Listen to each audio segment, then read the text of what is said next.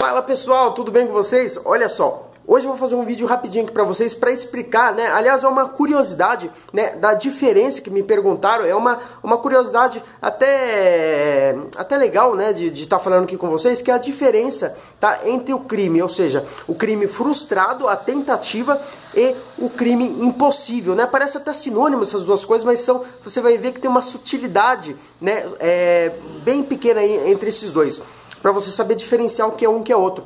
Então, primeiro, né, ou seja, o artigo 14, que é o crime frustrado, a tentativa, e o artigo 17 do Código Penal, que é o crime impossível. Então, rapidinho aqui para vocês.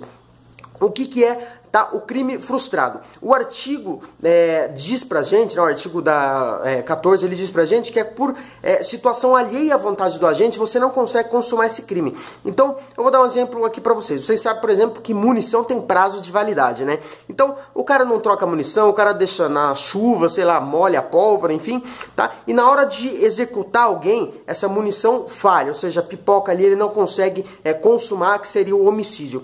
Perceba, o artigo 14 diz pra gente que a tentativa, ela é punível, diferente lá do artigo 17, que você não vai ter a punição de tentativa, tá?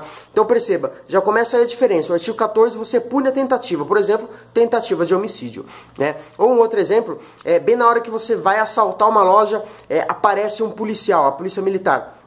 Perceba, por vontade alheia à vontade do agente, você não conseguiu consumar aquele crime, tá? Ou, sei lá, você foi tentar atirar em alguém e bem na hora a munição foi desviada, ou você acertou um carro, um objeto, né, e você não conseguiu consumar esse crime. Então, vontade alheia à do agente. Você não consumou isso, tá? E aí é legal que você entrar, quando a gente fala de teoria geral do crime, né, de Código Penal, você tem 4 fases, tá, para consumar esse crime propriamente dito. Primeira, você tem a cogitação, que não é punível, não é considerado crime. Você tem, tá, então a cogitação, tá, a organização, ou seja, você reuniu os meios necessários para executar aquele crime, ou no caso, sei lá, você comprou uma arma, ou a organização criminosa, que é de 5 ou mais pessoas, então você reuniu as pessoas ali para executar um crime, tá? Então, a cogitação, organização, tá? A execução e, por fim, a consumação. Agora, na fase da execução, você entra, por exemplo, se houver um rompimento do nexo causal, ou seja, um nexo de causalidade entre causa e efeito, ou seja, a execução e a consumação, se houve um rompimento nesse elo entre os dois, então você fica apenas na tentativa e você não consuma, que é a 4ª fase propriamente dito. Você fica apenas na tentativa, que é o caso que eu dei para vocês da tentativa de homicídio, que é punível dentro do artigo 14, beleza? Então, essa é a diferença. Agora, qual que é o artigo 17? O artigo 17, você tem ali, a natureza jurídica do artigo 17 é uma exclusão de tipicidade, ou seja, aquilo que está descrito no texto de lei. Então, perceba, por que é uma exclusão de tipicidade? Eu vou dar um exemplo para vocês. O artigo, a redação, diz pra gente que é quando por absoluta ineficácia do meio ou absoluta impropriedade do objeto, a gente não consegue consumar o seu crime. Então, o que isso quer dizer? Primeiro, absoluta ineficácia do meio.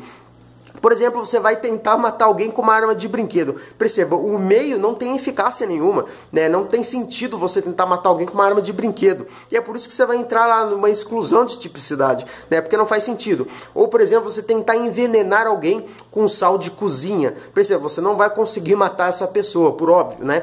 Então, você tem como entrar na exclusão de tipicidade. E absoluta impropriedade do objeto. O que isso quer dizer no artigo 17? É que quando o seu objeto final, ou seja, o seu alvo fim, ele não vai produzir o resultado desejado. Então, por exemplo, você invade uma casa para executar alguém.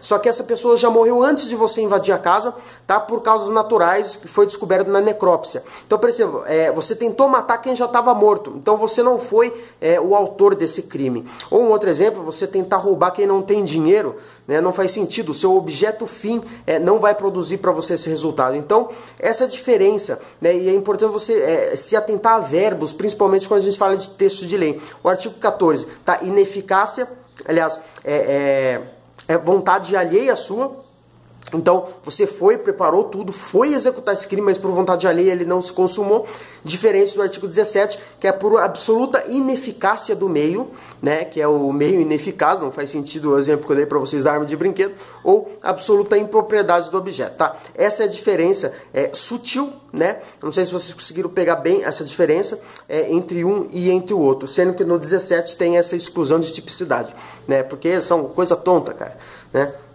Como é que você vai tentar matar alguém com sal de cozinha, tá? Então, essa é a diferença. Já no 14 você pune a tentativa e tem a teoria do crime lá que eu falei pra vocês, né? Que se ficar ali na execução, mas houver esse rompimento de causalidade, né? Não tem por que você consumar o crime e não, mas fica ali só na tentativa. Vai punir só a sua tentativa ali, tá bom? Então essa é a curiosidade, a diferença sutil entre esses dois artigos, 14 e 17. Espero que você tenha entendido. Um forte abraço. Se você tem dúvida, comenta aqui. Se você tem algo a acrescentar também, que é sempre importante, comenta aqui também, tá bom? Então, forte abraço, rasta e até o próximo vídeo.